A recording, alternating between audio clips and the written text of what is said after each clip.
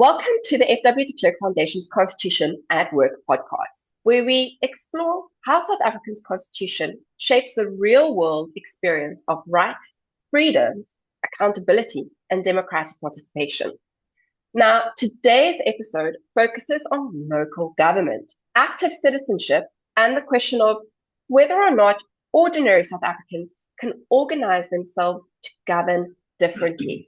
Not only by voting every 5 years, but by entering the democratic arena directly. South Africa's constitution requires municipalities to be democratic, accountable, responsive, and developmental. And municipalities are meant to provide their communities with basic services. They're supposed to promote social and economic development, as well as encouraging the people who live in their community to be involved and to create conditions in which communities can thrive. But across South Africa, many of us are experiencing municipalities that are distant, unstable, politicized, or unable to deliver basic services. Now, I am Daniela Ellerbeck, attorney and manager of the F.W. de Klerk Foundation's Constitutional Rights Program. I am joined today by my two amazing interns, Lusanda Makunsu and Mponi Kumaku, and our esteemed guest, Dr. Ruben Richards, who is the Deputy Executive Mayor of Cederburg Municipality and a central figure in Cederburg Eerste, also known as the Cederburg First Residents Association. Cederburg Eerste entered the 2021 local government elections as a local residents association. And in its first election, it won significant support in Cederburg, and it helped to overcome a hung council by entering a coalition. Now, Dr. Richards subsequently became mayor as Cederburg Eerste was the majority party in the coalition. And the model has since attracted attention as an example of grassroots, resident-led participation inside formal municipal politics. Now, together, we're going to unpack what Cederburg Eerste is, why it emerged, how it used the local government electoral system, because as everyone knows, the 4th of November is around the corner and we're going to be electing our local government representatives on our municipal councils, what Cederburg Eerste achieved, what challenges it faced in coalition politics, and what lessons it holds for South Africa's constitutional democracy ahead of our local government elections. I'm Lusanda Makunsu, an intern at the foundation under the Constitutional Rights Program. I also hold an LLM in intellectual property law. Hello, everyone. My name is Mponi Felicia Kumako. I am also an intern at the foundation under the Constitutional Rights Program. I am also an LLM in environmental law candidate at the University of Pretoria. Thank you, Daniela, Lusanda, and Mponi for this opportunity to be part of your podcast program. In 2019, I relocated to the rural and agricultural region called the Cederburg. It's located 3 hours outside of Cape Town. I relocated to become a commercial citrus farmer, but instead I became the executive mayor of the Cederburg municipality. And that should tell you how confused a person I am. But let me provide you with a quick 2-minute overview of my life by way of introduction. I was born and raised on the Cape Flats here in the Western Cape of South Africa. I initially worked in a clothing factory and later I qualified as a blue-collar tradesman, a fitter and turner. At the age of 26 and already married, I pursued full-time university studies. Over the next 10 years, I completed 4 degrees in 3 different countries, the USA, Switzerland, and South Africa.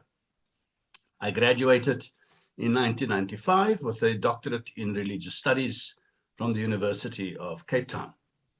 I am married. I have 2 adult children, Mpilo and Nomsa. I've had the enormous honor to serve our country in various capacities. For example, as the Executive Secretary of the Human Rights Violations Committee of the Truth and Reconciliation Commission, and later as the founding Deputy Director General of the Scorpions, the law enforcement agency that was later disbanded through an act of Parliament. Then for a few years, I got lost in business and academia, and I wrote a few books. And now I'm deeply immersed in local government representing ordinary citizens in the Cederberg region only through the Cederberg First Residents Association, commonly known as Cederberg Eerste, or CE. And that concludes my 2-minute introduction. Thank you, Daniela. Dr. Richards, before we move into questions, we would like to give you a few minutes to tell us about what Cederberg Eerste is in your own words. In that same vein, if you could also please walk us through how it was formed, why it chose to contest in the 2021 local government elections, how it identifies candidates and Cederberg's community's priorities, and what it hoped to achieve by entering municipal government from the inside. Cederberg Eerste, or Cederberg First Residents Association, is a community organization founded in May of 2021. It consists of ordinary residents who were disillusioned with the current political parties and the gross lack of service delivery on the part of the municipality. During the previous year, that is 2020, various leaders of organizations and businesses in the Cederberg were invited to a around the pool discussion, not around the table, around the swimming pool discussion to find solutions to the lack of service delivery. You may recall that at the time, South Africa experienced a wave of service delivery protests. I was invited and requested to facilitate a series of these workshops held in Clanwilliam, which is the main town of the Cederberg municipal region. These were historic workshops for that region, I might add, which were attended by various leaders and organizations across the racial and economic spectrum. The collective focus was to develop consensus on the nature of the problems facing the Cederberg and the possible solutions. Out of that engagement grew the need to formalize an entity that would serve the needs of the residents. And that is how Cederberg Eerste was formed. I had no interest to be involved beyond the facilitation process, as I went to the Cederberg to be a citrus farmer and not a local councillor or a local politician. But I was invited for a pizza, and then I agreed to help establish Cederberg Eerste, and the rest is history, as they say. In terms of candidates, we headhunted candidates to serve as ward councillors. They were interviewed by the steering committee of Cederberg Eerste, and that is how our names and faces got onto the lampposts and onto the ballot papers. Important to note is that the primary energy of CE comes from a business base. Consequently, our approach was politically naive. With hindsight, I can say that. We were politically naive, but very businesslike. We took the view that you must do two things: follow the money and ensure that you have competent people running the business. And as you know, a municipality is a business. I mean, it's easy, right? Just follow the money and employ competent people. Well, really? Political parties have a completely different approach, as we discovered. And that is how the trouble started, which resulted in ongoing conflict with our political opponents. Furthermore, we did not realize just how difficult and complex it was going to be to just clean the town. In other words, to collect the garbage on time. I mean, how complicated can it be to collect garbage, Daniela? You just tell me, how complicated can it be? Well, if you don't have a reliable garbage truck or trucks to start off with, you are already in trouble. I may be jumping the gun a bit, but let me say that under the leadership of Cederberg Eerste, the municipality was able to buy new garbage collection trucks so that the garbage could be collected. In fact, we renewed the entire fleet of service delivery vehicles, including digger loaders, sewage trucks, water tankers, bakkies, and so on. That, in short, is how we were formed and how we approached the assignment when we entered municipal government. Many South Africans express similar frustrations with their municipalities, and they do this, as you've mentioned, through protests, petitions, or many simply stay away from the polls when it's time to go and vote. Now, Cederberg Eerste chose a different route. You organized residents to contest elections. Why did you believe residents needed to move from protest or complaint into formal democratic participation? And If someone in another municipality is frustrated with service delivery, political instability, or their municipal council's lack of accountability, what exactly would the Cederberg Eerste experience teach them about moving from complaint to organized civic participation? Daniela, I believe that organized civic participation in South Africa needs to radically and rapidly move from protest to governance. If I were to do a sermon on this matter, and I love preaching, as my wife will tell you, and nobody listens to my sermons, but I preach anyway.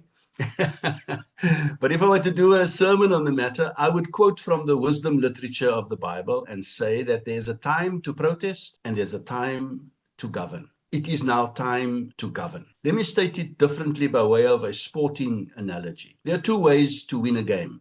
One is as a spectator who shouts support and sometimes abuse from the sidelines. The other approach is to get onto the field as a player, as a qualified and fit or competent member of the team, as an active governor on the inside of the council chambers to influence policy and implementation. Residents of the Cederberg decided to choose the govern option. They were simply tired of complaining, tired of protesting, and so they decided to put councillors on the field with a mandate to score the goal for the team. The goal being to fix the municipality from inside, ensure service delivery through better governance from the inside, and not shout from the sidelines. In other words, active citizen participation was required at the ultimate level of governance of the municipality, on the inside. The founding group of residents, known as CE, included business owners, commercial farmers, community leaders, engineers, faith leaders, educationists, and community activists. Quite a broad spectrum. This group took the view that the best way to ensure service delivery was to get inside of the municipality and fix whatever needs to be fixed from a governance perspective, and to ensure that our people receive better services. As I've already said, and it bears repeating 1,000,000 times over and over, that it is easy to shout support or abuse from the sidelines. That's easy. We all do it. But that is not going to change the situation. We as ordinary citizens must put our best people on the inside to ensure service delivery through better governance, because it would seem to me that the political parties are not interested in good governance and service delivery. How else do you explain the mess and the chaos in local government? And so Cederberg Eerste decided to take the plunge in 2021 and participated in the local government elections for the first time. Our CE campaign mantra was very simple: skoon dorpe, skoon water, skoon administrasie. And we are in an Afrikaans speaking area. Translated, it simply means clean towns, clean water, clean administration. That was our campaign slogan. These three themes encapsulate the overall constitutional mandate of a municipality. And if you can get these three things to work, your municipality will be delivering better basic services to its people.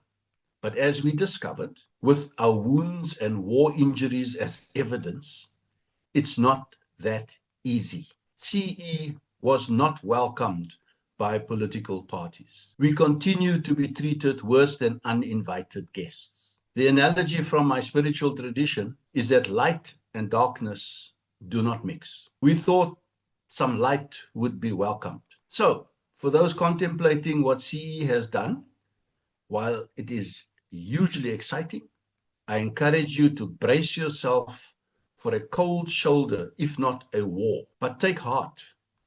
It is possible for residents, for citizens, to make a huge difference. Cederberg Eerste can at least give that to South Africa.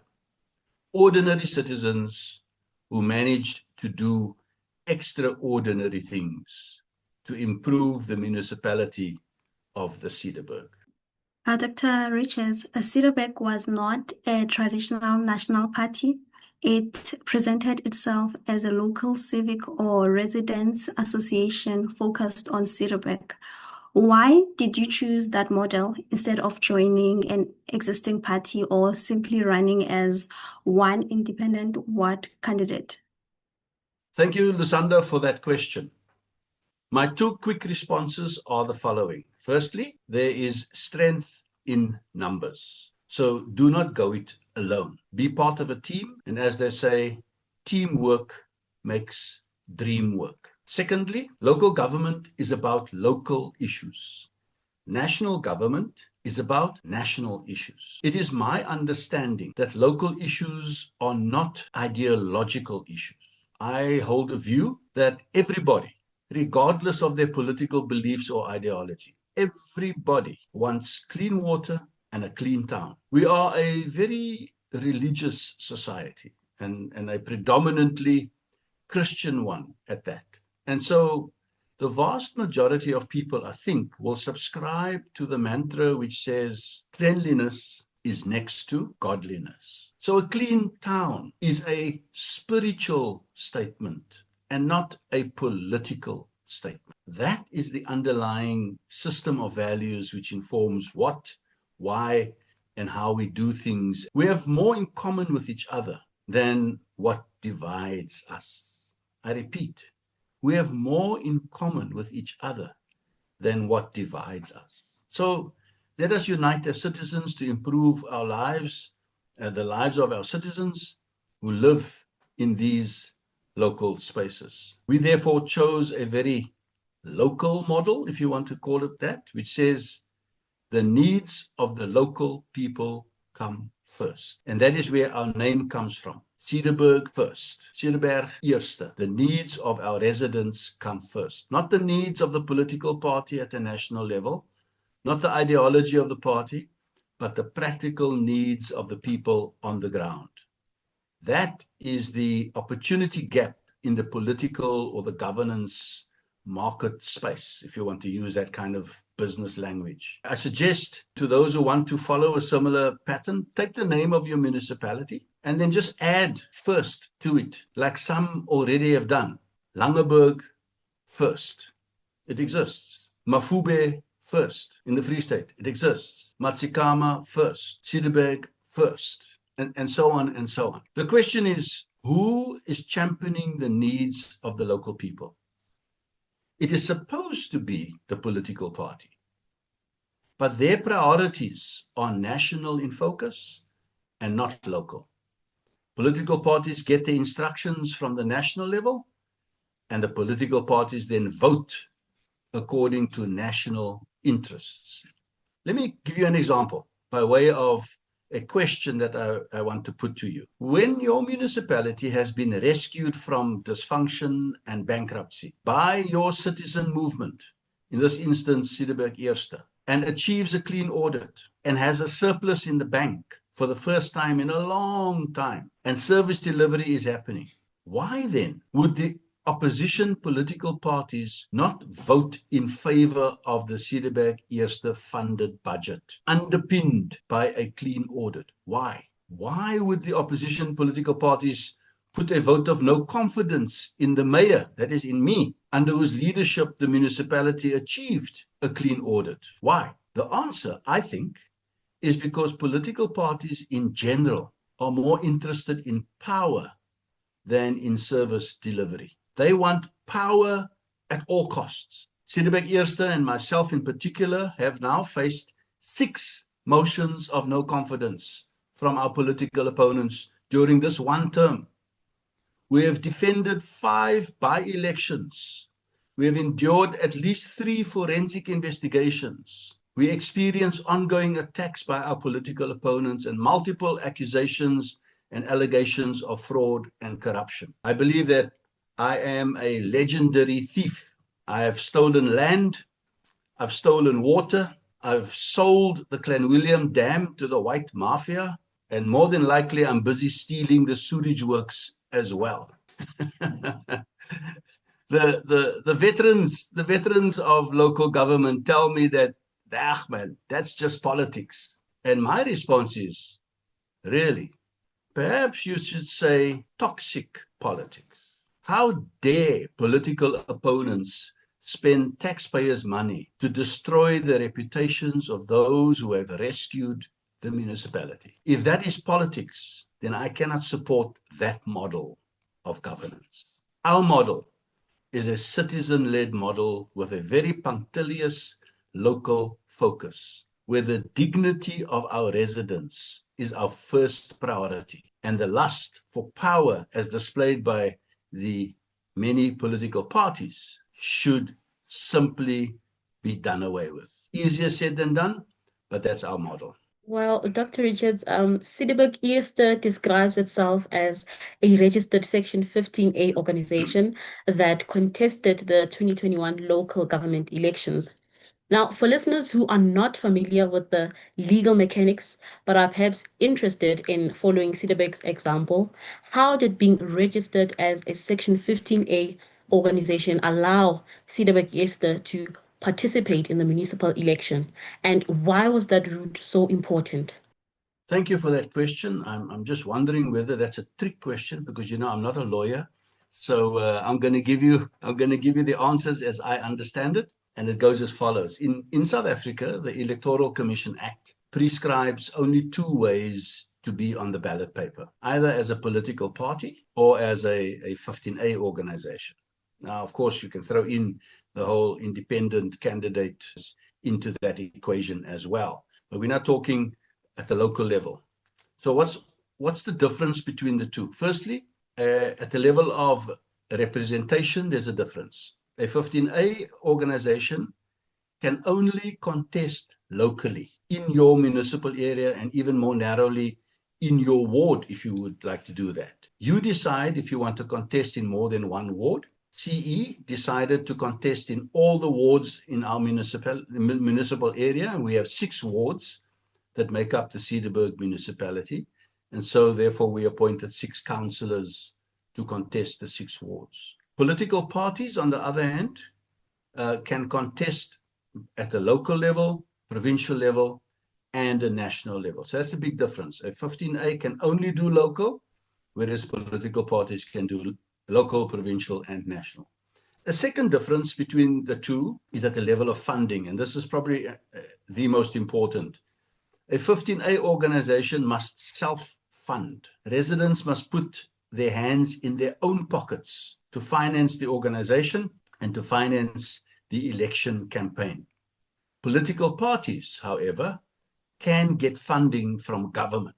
A 15A organization cannot get money and does not get money from government. And what are the advantages of a 15A organization or a community organization such as ours?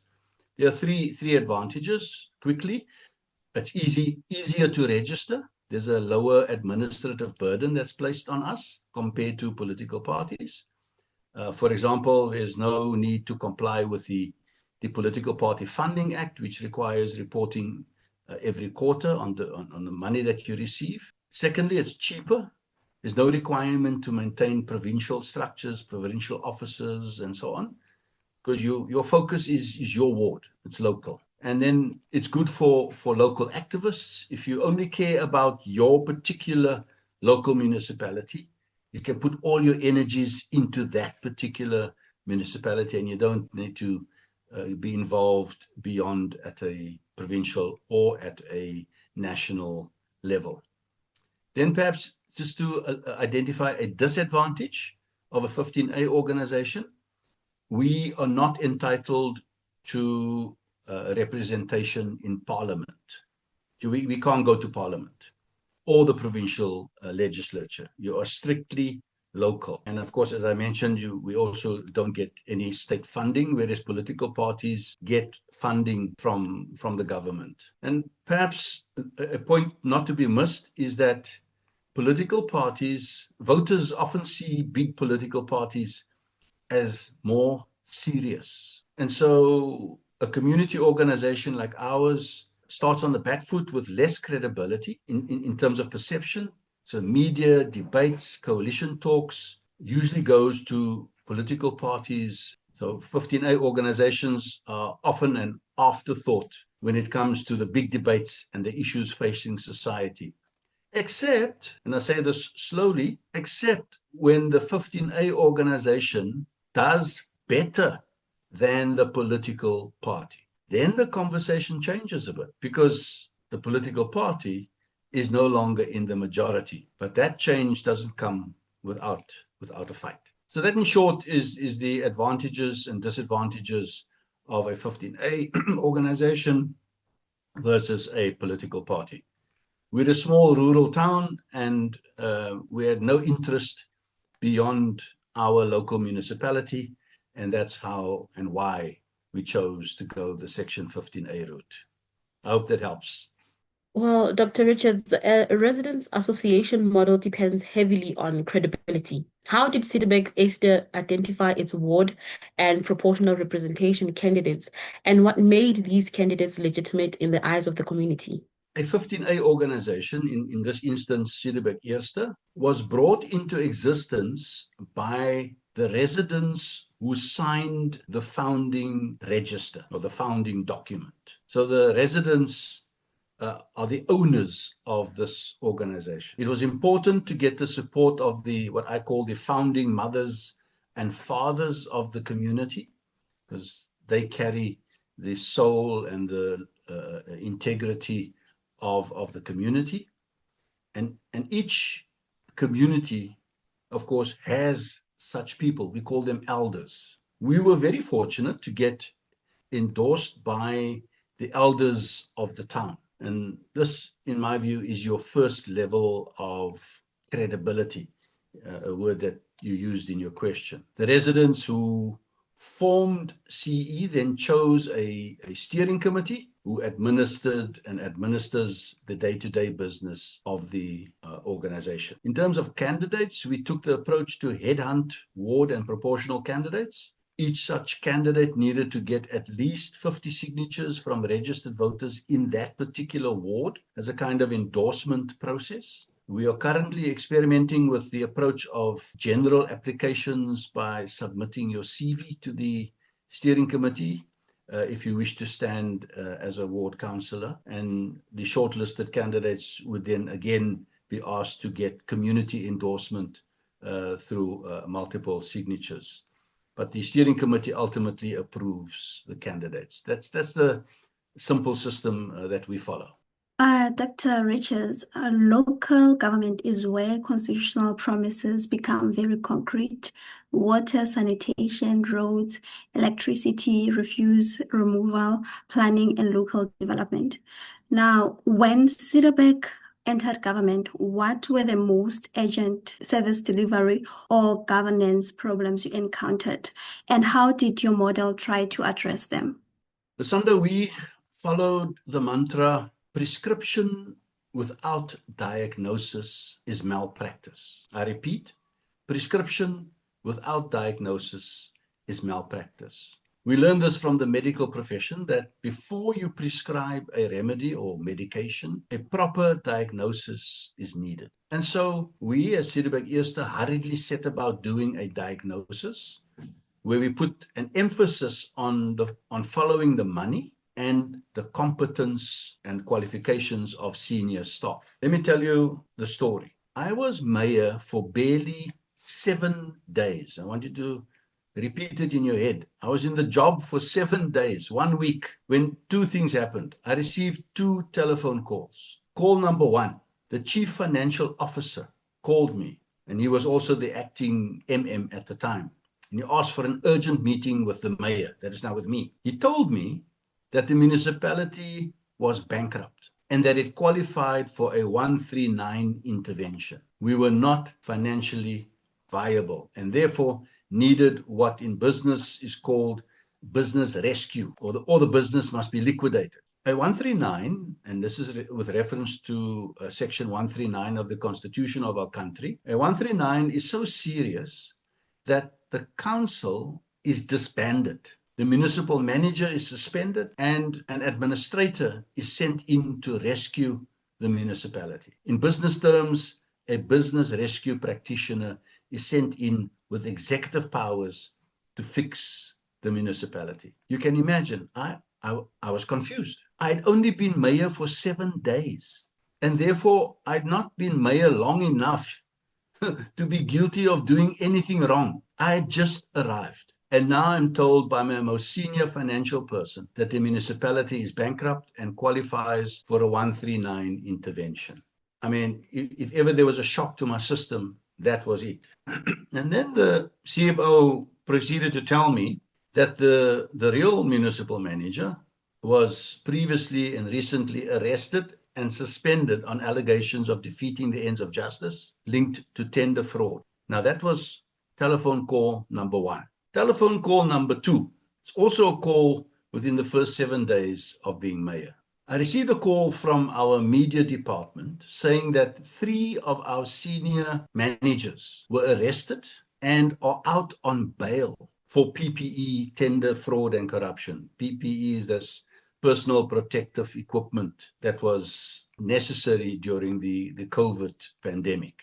These were the Mayday, Mayday, Mayor, Mayor, we have a problem calls that I received within the first 7 days of taking office as the executive mayor. The Mayday calls did not stop. Let me share with you another call that I received 3 months later, call number 3. Mayor, Mayor, we have a problem. We only have 4% water left in the reservoir. The town has run dry and has no water. Now, when you get calls like that, you wonder, did I sign up for the right job here? One more call, just to give you a context.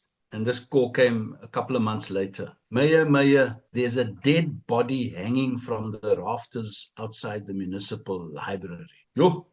So, when I entered into local government, I did not realize that I would go into a crisis management mode. Senior staff arrested for fraud and corruption, municipality bankrupt, no water, unexplained dead bodies hanging outside your municipal library. Later, we also discovered that a number of senior staff had fraudulent qualifications and were earning big salaries. I entered a burning house with a cup of water in my hand, an almost impossible task. My recent book entitled 4% tells the full story of how we went about stabilizing and fixing the municipality, which was broken, bankrupt, and beheaded. Yes, for many years, the municipality was neglected and abused. It had mismanaged its funds.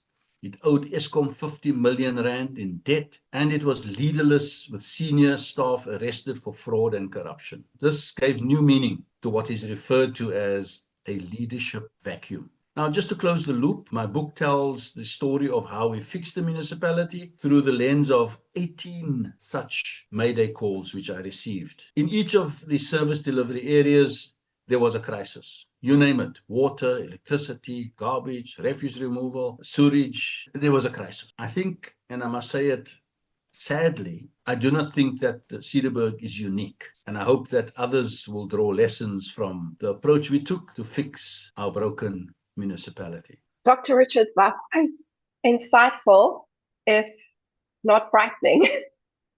I don't think anyone on this podcast ever imagined getting phone calls like that. And we will definitely be having you on our podcast show again to discuss the solutions, because I think our viewers are waiting with bated breath to hear how you solved each of those seemingly impossible crises. Now, Cederburg was a hung council after the 2021 elections, and Cederburg Eerste became part of the coalition government with the political parties. Now, coalition politics can create opportunity, but also a lot of instability. What did the Cederburg experience teach you about the strengths and dangers of coalition government at municipal level? My first lesson that I learned was that political parties do not make good coalition partners, especially when they are in a minority in the coalition. It's an important point to ponder on. When a political party is not in the majority, they become a very problematic coalition partner. In our instance, we put together a coalition, and CE was the majority partner in the coalition, with 2 political parties as minority partners. So the first challenge that you've got to deal with is what we call, or what I call, political egos. The second challenge is loyalty and respect for a coalition agreement. Political parties easily sign agreements. Such agreements, as coalition agreements, are not really enforceable in law. It's a kind of a mutual agreement that we will all work together. But when it comes to implementation, especially when the political party must discipline a delinquent member, then all the cadre deployment strategies come into play to defend that particular councillor. And I refer to cadre deployment across all political parties, because all parties deploy their people. Political parties, in my experience, are not interested in consequence management unless they eventually get forced to do so by their voters. And I will hasten to say that there are exceptions, but in general, political parties will defend their members until the very end, even when they know their members are guilty. We had a political coalition partner, to give you an example, who refused to take action against one of their members who did not abide by the coalition agreement, and who, furthermore, associated black people with baboons. That political party refused to discipline such a member, and so we broke ties with such a coalition partner. Coalitions are, by and large, about cooperation and mutual respect. It should not be about power per se, but in the end, it comes down to power politics. The dangers of coalitions is that often you end up with a one-vote majority option, and the political party that holds that magical one vote wants all the power. Fortunately, we always had a two-vote majority. We were very lucky. However, recently we've ended up with a one-vote majority. But those are some of the complexities and challenges around coalitions and coalition relationships. Now, Dr. Richards, from our conversation, what I'm taking away is that Cederberg's message appears to emphasize practical, resident-led governance rather than ideology or party loyalty. But once a civic association enters the council, it must deal with political parties, coalition agreements, budget, and motions of no confidence. How do you maintain a citizens' first approach inside a political environment? It's very, very difficult to do that. But a citizen-led approach is all about a different set of values that drives the municipal agenda. I must hasten to add that if you do not have the majority as a citizen group, then it becomes very difficult to convince the political parties to change their agenda and focus. Cederberg Eerste has been fortunate because we have been the majority party in all our coalition relationships. And as you know, a political environment in the end is driven by a vote. So if you can convince your coalition partners to vote with you, then you would have won the battle. But this requires ongoing negotiation, compromise, and liaison, because a political party and a community organization dance to two different drumbeats. That you must just accept. Having said that, the biggest challenge for a community organization is to switch from protesting to governing. A person who governs is has a very different mindset to a person who protests. Governors and activists have different temperaments and agendas. Without unfair stereotyping, the governor builds and maintains systems. Activists thrive on finding fault, criticizing, and breaking down systems. Activists do not know how to build up, nor are interested in governing. And that is why liberation parties and liberation governments who do not transition from protest to governing, that is why they eventually collapse. Finally, let's bring this to the Constitution. Dr. Richards, the Constitution imagines local government as democratic, accountable, and participatory. What does the Cederberg experience tell us about making constitutional democracy more real for ordinary South Africans? And could this model be replicated in other municipalities in the next local government elections? Lusanda, thank you for the question. Yes, this CE model, the Cederberg-Eerste model, can be replicated in other municipalities in the next local government elections. But you have to act fast and with determination. Those elections are around the corner. And yes, it is hard work, but rewarding work, as it gives you a chance at the coalface to bring change to your communities via a constitutionally democratic process. Now, as we conclude, let me make some what some may describe as a bold statement. And the statement is the following. I'm of the view that democracy as a system of government presupposes that there is no rampant poverty or illiteracy among the electorate. Furthermore, and let me make another such bold statement by making explicit an unspoken presupposition, and it is this: democracy thrives best in the context of the contestation of ideas and the pursuance of the self-actualization of a society. But when you have an electorate, a population that lives in poverty, where physiological needs drown out any other need, when half your population live below the breadline and unemployment is at apocalyptic levels, and when you are considered to be the most unequal country in the world, when you've got all those factors, then the contestation is no longer about self-actualization per se. The issue is the needs of the people, which are so basic, the needs of the stomach. It's about my stomach. If I don't have food in my stomach, I can't concentrate. And so it's often referred to as stomach politics. And as you know, if you study the trends in our local government elections, if you don't come with a food parcel, you're not going to get the vote.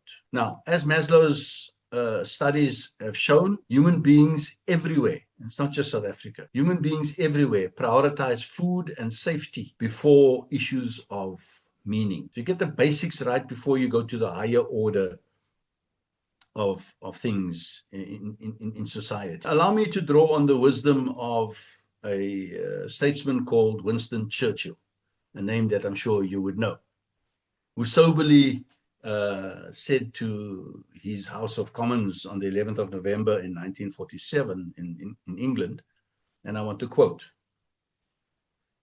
"No one pretends that democracy is perfect or all-wise. Indeed, it has been said that democracy is the worst form of government, except for all those other forms that have been tried from time to time." Quite a staggering thing to say. What Churchill meant was that democracy is flawed, it's not perfect, it's slow, it's corruptible, and voters can make bad choices. But the alternatives, and the alternatives like dictatorship, oligarchy, one-party rule, those alternatives end worse. I, Ruben Richards, have maintained that the greatest risk to our South African democracy is that we have too many people with too little to lose. So as we reflect on the efficacy of democracy, I would implore us to double our efforts and at least get the basics right. Because if we don't get the basics right through the front door, democracy is going to walk out through the back door. Let's use our democratic systems to ensure that our people receive at least basic services. Thereafter, we can talk innovation, optimization, self-actualization, all those higher order needs. I remind you that over the years, South African presidential imperatives and the demands that they've placed on local government have not been ideological in character. It has been a demand to deliver the most basic of services to our people. If we cannot even deliver clean water or clean towns, then of what value is a debate about what economic system is best suited for the country, whether it's a free market economy or a mixed economy or a command economy or traditional? Who cares? A poverty-stricken person could not care less about your national and ideological preference. Their needs are different, and I need you to listen to what I'm going to say now very, very carefully. A poor person will vote for the one who promises to put bread on the table, regardless of the morals and ethics of the one making the promises. And therein lies the danger and the risk facing our democracy. Maslow's hierarchy of needs has taught us that physiological needs, followed by safety needs, are the two most important things to a human being. And if we're wanting to show respect for the vast majority of our population, then those are the two things we must deliver for them. So while Winston Churchill taught us that democracy isn't about being the best system in theory, it is and remains the safest system in practice, because it spreads power, it allows mistakes to be corrected, and doesn't pretend any leader is all wise. Democracy is pragmatic, not idealistic. And so I encourage everyone who is listening to do everything in your power to protect and implement democracy, especially democracy at the grassroots level, where the needs of our people must come first.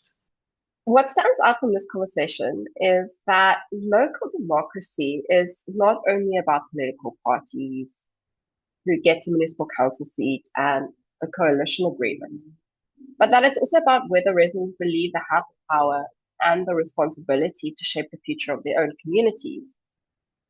And the Cederberg-Eerste story raises important questions for South Africa. Can communities organize themselves beyond protesting, which was a very important point you raised? And can local residents enter formal politics without losing their civic character? Can municipalities become places where constitutional democracy is experienced, not as an abstract promise, but as clean government, working services, and accountable leadership? Dr. Richards, thank you for joining us and for helping us think through the Cederberg-Eerste model, its achievements, its difficulties, and the broader lessons it holds for citizen-led government in South Africa. And thank you to you, our viewers and listeners, for joining us on the Constitution at Work podcast. If you found this discussion valuable, please like, share, and subscribe for more conversations on how the Constitution shapes South Africa today.